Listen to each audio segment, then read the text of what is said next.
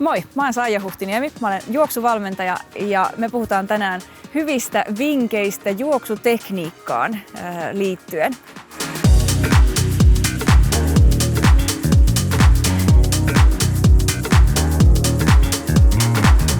Hyvä juoksuasento lähtee hyvästä ryhdistä, eli pidennä selkä pitkäksi, avaa rintakehä auki niin, että happi kulkee. Hartiat on vähän täällä takana, mutta kuitenkin rentoina niin, että juoksukin on rentoa.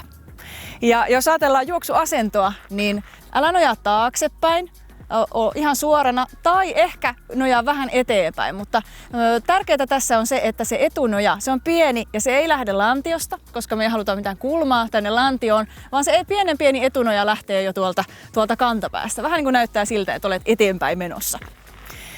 Hyvä keskivartalo ja keskivartalon hallinta vaaditaan juoksijalta ja sitä varten suosittelenkin ehdottomasti tekemään myös koretreeniä niin, että keskivartalon lihakset jaksaa ylläpitää sitä hyvää asentoa.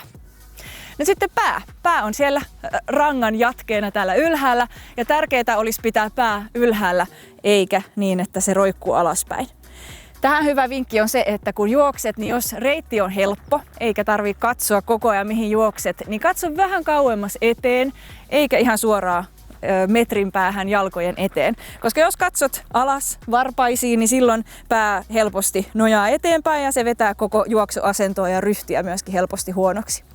Eli pää ylös, katse niin kauas eteenpäin kuin on maaston vuoksi mahdollista. Ja sitten puhutaan vähän käsistä.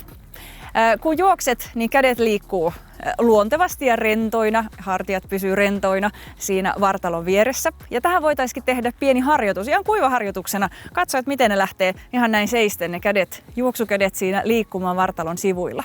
Tärkeää olisi nimittäin se, että molemmat kädet pysyy vähän niin kuin täällä omilla puolillaan. Ei mennä sellaista sivusuuntaista liikettä, että kädet menee sinne vartalon toiselle puoliskolle, vaan molemmat pysyy keskilinjan omalla puolellaan. Ja liikkuu siinä luontevasti eteen ja taakse. Ja jos sivusta päin katsotaan, niin kyynärpäässä pysyy noin suora kulma koko ajan. Käsi ei suoristu tuolla takana, vaan se sama kulma pysyy siellä koko ajan. Ja kyynärpää menee myös taaksepäin, ei niin, että liikutetaan vaan eteenpäin, vaan tasapainoisesti kädet rennosti liikkuu eteen ja taakse. Tehdään sitten vielä toinen harjoitus. Tämä on vuorohyppely. Ja siinä pidetään se tekniikkaharjoituksena, eli ei tarvitse hypätä korkealle ilmaan tai pitkälle eteen, vaan keskity niihin asioihin, mistä puhuttiin, eli keskivartaloon, käsiin ja päähän ja niiden hyvään asentoon. Eli lähde hyppelemään, kevyttä vuorohyppelyä, pidä koko ajan selkä suorana, hartiat rentoina, juoksukädet mukana ja kevyesti hyppele eteenpäin.